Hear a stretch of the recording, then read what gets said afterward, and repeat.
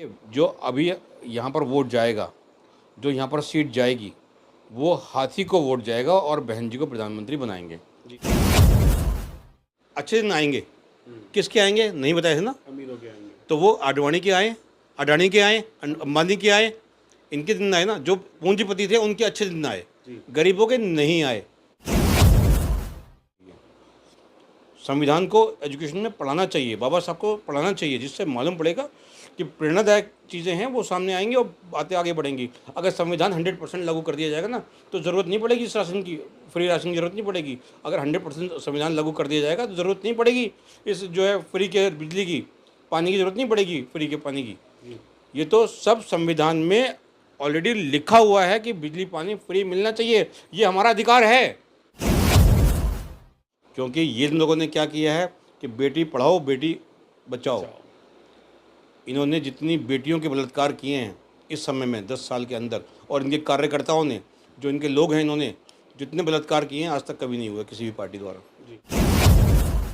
दोस्तों जय भीम नमो बुद्धाय, मिलेंद्र गौतम। आज मैं हूँ रोहिणी में, दिल्ली में। जी हाँ, दिल्ली में आज यहाँ पर डॉक्टर BR अम्बेडकर जी का जन्मदिन मनाया गया रोहिणी कोर्ट में, और साथ में यहाँ पर कई सारे जजेस मौजूद थे, एडवोकेट्स मौजूद थे, और कई सारे लोग भी यहाँ पर मौजूद थे, जो कि तादाद जो है वो कम से कम हज़ारों की तादाद में यहाँ पर लोगों की थी। और आज डॉक्टर BR अम्बेडकर जी का जन्मोत्सव मनाने के साथ साथ हम यहाँ पर एक राजनीति की भी बात करेंगे, क्योंकि अप्रैल महीना चल रहा है और मई में इलेक्शन, अप्रैल और मई में इलेक्शन भी हैं।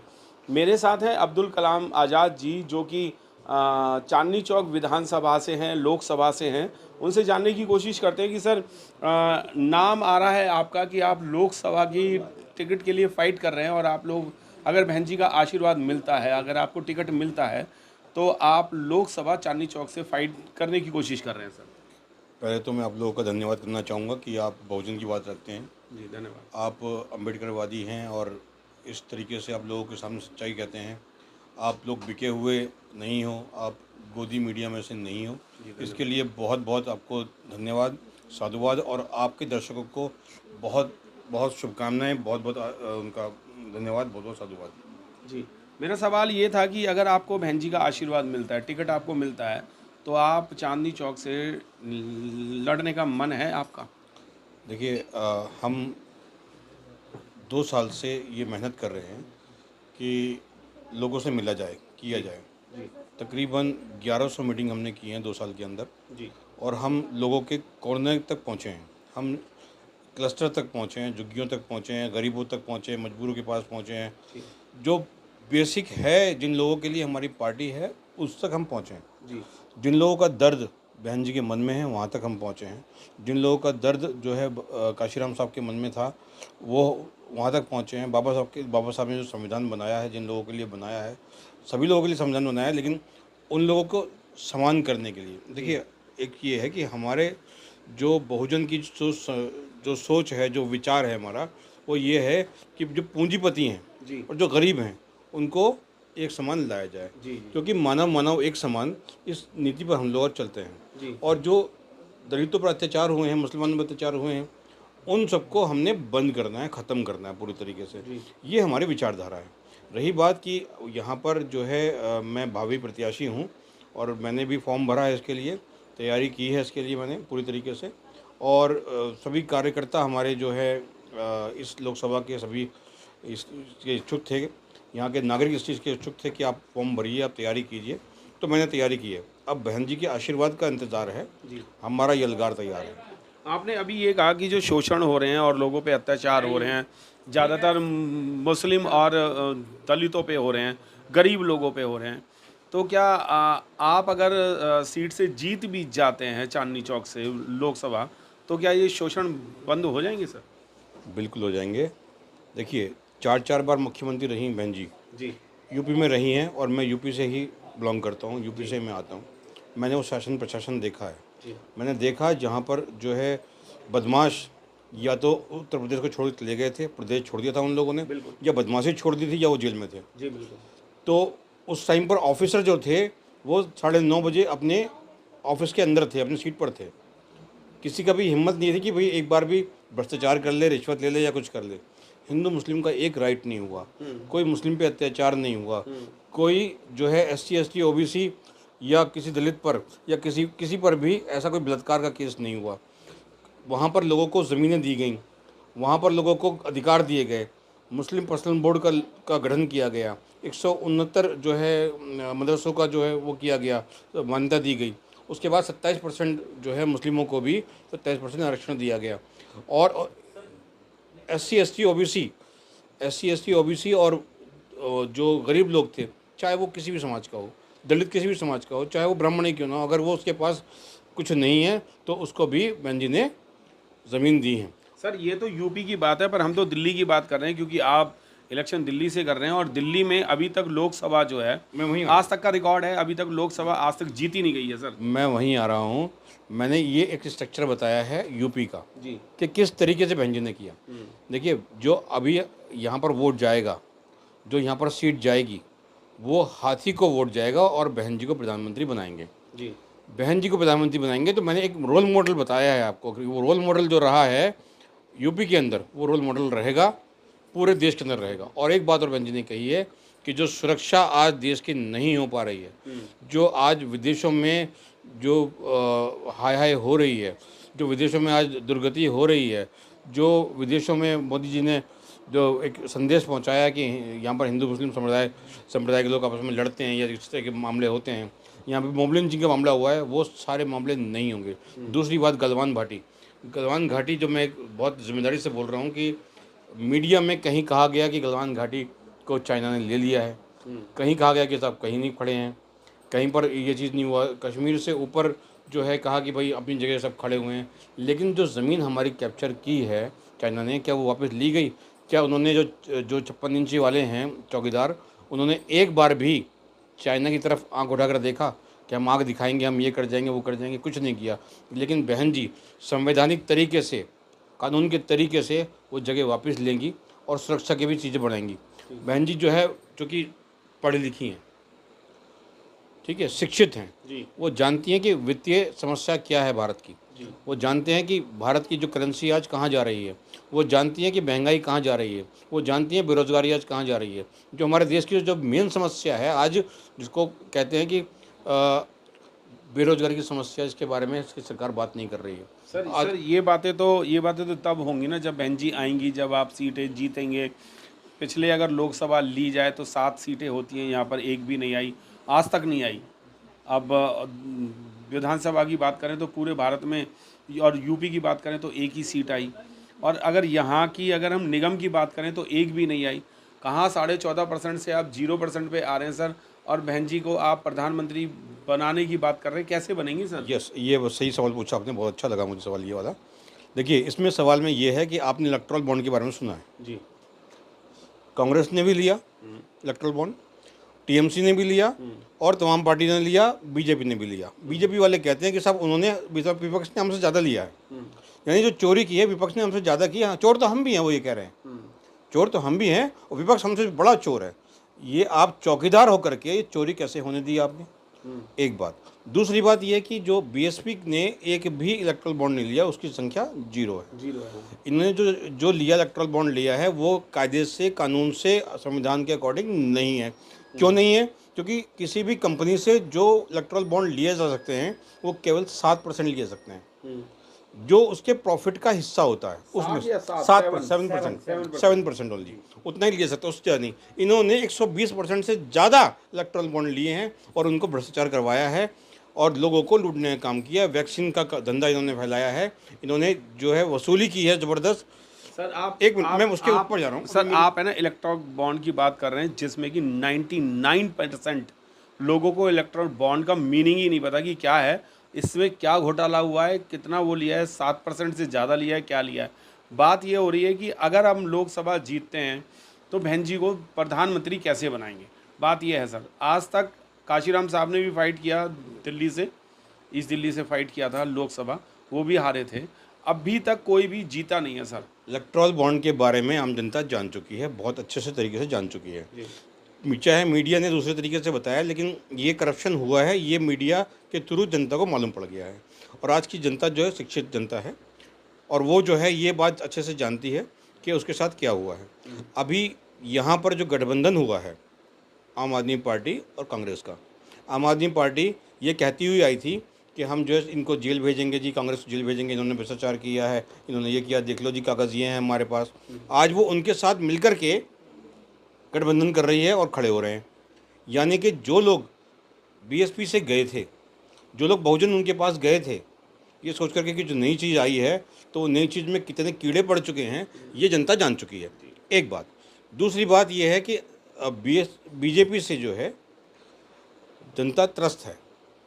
जो अगर हम क्षेत्र देखें चांदनी चौक का, तो हर्षवर्धन के नाम पर लोग जो है गालियाँ तक निकालते हैं मुँह से। ये स्थिति आ गई है। आप देखें, अगर भूमि पर जाएं आप, तो आप देखें सड़कें की स्थिति क्या है।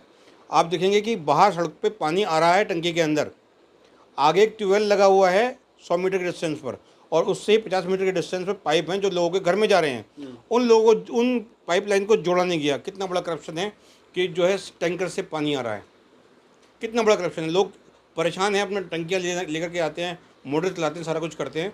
एक छोटी सी समस्या, अभी मैं चांदनी चौक में गया था, चांदनी चौक में जामा मस्जिद के आसपास कोई भी एटीएम नहीं है। विकास के नाम पर क्या किया उन्होंने? कुछ नहीं किया। वहाँ पर जो है जो 5G है, 5G भी नहीं चलता है वहाँ पर।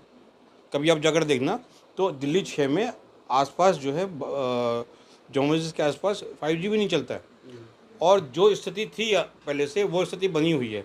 कोई सज्जा का उसको जो है स्वच्छता का कोई ध्यान नहीं रखा गया किसी भी तरीके का, और वहाँ पर कोई ऐसी मामला नहीं है। तो ये जो समस्या मैं बता रहा हूँ आपको कि ये छोटी छोटी समस्याएं हैं। आप झुग्गी चली जाइए, झुग्गी क्लस्टर है आपका, ये जो पड़ता है आपका क्या कहते हैं, आज़ादपुर से लेकर के और प्रताप नगर तक पड़ता है। इसको आप देखेंगे, झुग्गियाँ वैसे की वैसी हैं, लाइनों के पास हैं, ना उनके पास बच्चों के लिए शिक्षा का इंतजाम है, ना उनके पास चिकित्सा का इंतजाम है, कोई इंतजाम नहीं है। उन चीज़ों को मैं 15 साल से देख रहा हूँ, और उन लोगों के बीच में मैं गया हूँ, बहुजन की बात रखी है, तो उनको लग रहा है आज कि हमारे पास जिस तरीके से वो हमसे उम्मीदें रख रहे हैं, तो ये लग रहा है कि बहन जी के लिए जो वो सीट है ना प्रधानमंत्री की, वो दूर नहीं है जी। उनको एहसास होने लगा, और वो ये कह रहे हैं इस बात के लिए कि अब जो है मोहर लगेगी हाथी पे। तो क्या आप भी ये कहना चाह रहे हैं बीजेपी की तरह बीएसपी भी यही कहना चाह रही है कि 400 के पार? 400 के पार असल में क्या है, तभी तो प्रधानमंत्री मैं समझाता हूँ। मैं नहीं कह रहा हूँ 400 के पार। पहले ये 400 के पार का जो जुमला है वो समझ लीजिए, वो है क्या। ये जुमला बीजेपी की भाषा को समझना बड़ा मुश्किल, टेढ़ी खीर है। इसको समझना ऐसे पड़ेगा, जैसे उन्होंने कहा था कि महंगाई जाएगी, नहीं बताया कहाँ जाएगी। गरीबों के घर में गई, महंगाई बढ़ गई, गरीबों के घर में गए, सिलेंडर बढ़ गए। जो बहन जी थी वो एक वो कौन थी, वो जो लेट रही थी और उनके हाथ में चूड़ियाँ थी, कौन सी ईरानी थी वो, हाँ वही जो मैं नाम समझ गया मैं, बीजेपी की वो आप कह रहे हो। तो वो जाकर लेट गई कि जब चुनी ले लो, ये ले लो। 400 का था और वो आज 1100 का भी पहुंच गया, कल वो कहीं और पहुंच जाएगा। तो वो महंगाई कहाँ जाएगी नहीं बता रहे थे, वो समझ में आ गई जनता के। उन्होंने कहा कि अच्छे दिन आएंगे, किसके आएंगे नहीं बताए थे ना, अमीरों के आएंगे। तो वो आडवाणी के आए, अडानी के आए, अंबानी के आए, इनके दिन आए ना, जो पूंजीपति थे उनके अच्छे दिन आए, गरीबों के नहीं आए। तो उनकी भाषा में एक चीज़ होती है। अब इनकी बात सुन लीजिएगा, ये कह रहे हैं 400 पार, हमारी नहीं है तकरार कि उनके 400 पार। 400 पार क्या है सुन लीजिए। 400 पार हैं पेट्रोल के, डीजल के रेट। 400 पार हैं आपके जो तेल चीनी गैस सिलेंडर के रेट।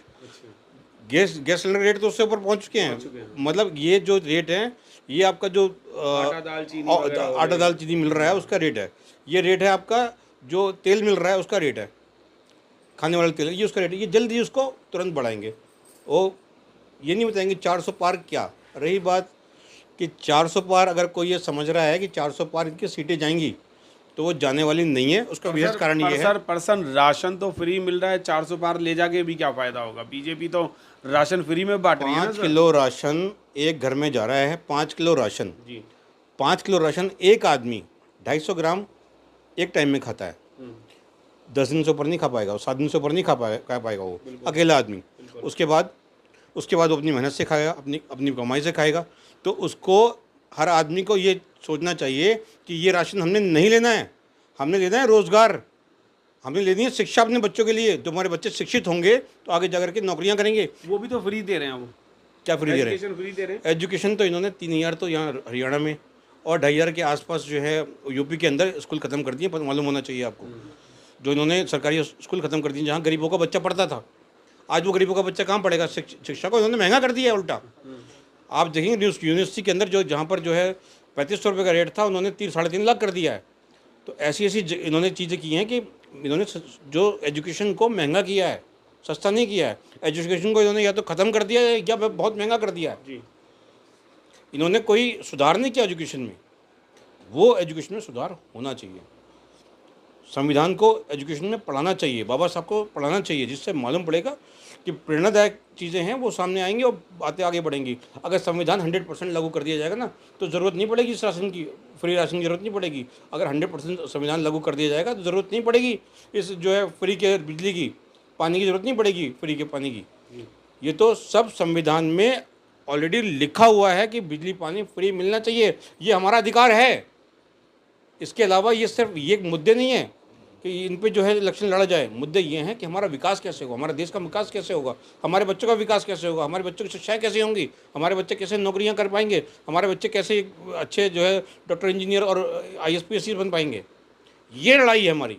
सर ये लड़ाई आपकी है, पर ये लड़ाई आप जीतोगे कैसे? क्योंकि पिछले कई टाइम से आपके पास कोई पावर नहीं है, कोई सीटें नहीं हैं, तो फिर आप ये लड़ाई जीतना भी चाहेंगे तो कैसे जीतेंगे? पावर किसी के पास नहीं है जी। बीजेपी के पास भी पावर नहीं है। जी। पावर जो होती है बाबा साहब ने दी है जनता को उसके वोट में, और इस बार जनता अपनी पावर दिखाएगी और वो बहन जी को पावर देगी, ये बात तय है। क्योंकि हमने जो लोगों को जाकर देखा, उनको जागृत किया है। जनता तो आपको पावर दे ही नहीं रही है सर, आपको वोट नहीं दे रही। वो 5 किलो राशन पे चली गई, वो एजुकेशन पे चली गई, जो फ्री में एजुकेशन की बात कर रहे हैं, वो राम मंदिर के झंडों पे चली गई। 26 जनवरी पे जो तिरंगे झंडे लगाए जाते थे, अब वो 2-3 दिन पहले ही वो राम के झंडों पे आ गई। इन्हें शिक्षा या विक्षा की तो कोई ज़रूरत नहीं है, इन्हें राम मंदिर चाहिए था, इनका वो भी हो गया। इन लोगों को खाना नहीं चाहिए, इनको भगवान चाहिए, तो वो बीजेपी उनको दे ही रही है। तो फिर वो आपको वोट क्यों देगी सर? आप तो कहीं तक भी नहीं है। चलिए धन्यवाद। ये बात तो आप कर रहे हैं कि वो जो है बात कर रहे हैं मंदिर की, धन्यवाद कि वो आप बात कर रहे हैं कि वो शिक्षा की बात नहीं कर रहे। धन्यवाद आपको कि आप ये बात कर रहे हैं, वो जो चिकित्सा की बात नहीं कर रहे। धन्यवाद आपको कि वो ये कह रहे हैं कि जनता जा रही है 5 किलो राशन पे। जनता 5 किलो राशन पे नहीं जा रही है। जनता को मालूम पड़ गया है कि इनके राशन में कितने कीड़े पड़ चुके हैं। अच्छे से जनता जान गई है और उनको मालूम पड़ गया है कि अब हमारे लिए ज़रूरी है, हमारे बच्चों के लिए शिक्षा ज़रूरी है, अब हमारे बच्चों के लिए चिकित्सा ज़रूरी है, अब हमारे बच्चों के लिए खेल के मैदान ज़रूरी हैं। क्योंकि ये लोगों ने क्या किया है कि बेटी पढ़ाओ बेटी बचाओ। इन्होंने जितनी बेटियों के बलात्कार किए हैं इस समय में 10 साल के अंदर, और इनके कार्यकर्ताओं ने, जो इनके लोग हैं, इन्होंने जितने बलात्कार किए हैं आज तक कभी नहीं हुआ किसी भी पार्टी द्वारा। और हमारे तो पार्टी के द्वारा कोई मामला ऐसा सामने आया ही नहीं आज तक कि भाई कोई ऐसा मामला हुआ भी हो। क्योंकि हमारे यहाँ अनुशासित लोग रहते हैं, शिक्षित लोग रहते हैं, हमारा एक कैडर है, हमारा एक तरीका है, सम्मान का तरीका है। हमारे जो हमारे पार्टी के अंदर सबसे नीचे दर्जे के जो भी कोई कार्यकर्ता होते हैं उनको भी वही सम्मान दिया जाता है जो उच्च पदाधिकारी को दिया जाता है। आपकी अगली रणनीति क्या है? जो आप अगर आपको टिकट मिलता है तो आपको जीतने की रणनीति आपने क्या बनाई है? जीतने की रणनीति जो हमारे हाईकमान से आती है। हमारे लिए जो भी आदेश आता है वो बहन जी देती हैं। बहन जी का जो भी आदेश होगा, जिस हिसाब से भी रणनीति उनकी होगी, वो हम तैयार करके देंगे। आपकी भी तो खुद होगी ना, कुछ मेहनत भी होगी, कुछ रणनीति होगी, कुछ आपने जमीनी स्तर पे भी काम किया होगा। जो हमने मेहनत की है वो हमारी मेहनत है। हमने लोगों तक जागृति पहुंचाई है, लोगों तक सच्चाई पहुंचाई है, महापुरुषों का जो आंदोलन है वो पहुंचाया है। कैसे हम लोग इस तरीके से लेकर के आए हैं, इस तरीके से हम बहुजन को लेकर के आए हैं, इस बहुजन के कर्मों को हमने आगे कैसे बढ़ाना है, ये हमने लोगों को बताया। चांदनी चौक में कितने से जीत हो रही है सर? देखिए, चांदनी चौक में कितने से जीत हो रही है ये कहना मुश्किल है, लेकिन ये कहना जरूर है कि हम चांदनी चौक की सीट तो निकाल रहे हैं। बिल्कुल बिल्कुल। दोस्तों, मेरे साथ थे अब्दुल कलाम आज़ाद जी, जो कि चांदनी चौक लोकसभा से इलेक्शन लड़ने की पूरी कोशिश में है। अगर बहन जी का आशीर्वाद इन्हें मिलता है तो इन्होंने ज़मीनी स्तर पे भी वहाँ पर काम किया है, झुग्गी झोपड़ियों में, गली मोहल्लों में जा करके इन्होंने कैंपेनिंग भी की है, लोगों की परेशानियाँ जान करके कुछ थोड़ी बहुत हल भी किए हैं। और अगर पावर में आ जाते हैं, अगर बहन जी का आशीर्वाद मिलता है और ये इलेक्शन लड़ते हैं और जीतते हैं, तो चांदनी चौक लोकसभा का उद्धार जरूर होगा। जय भीम, नमो बुद्धाय। मिलेंद्र गौतम, दिल्ली से।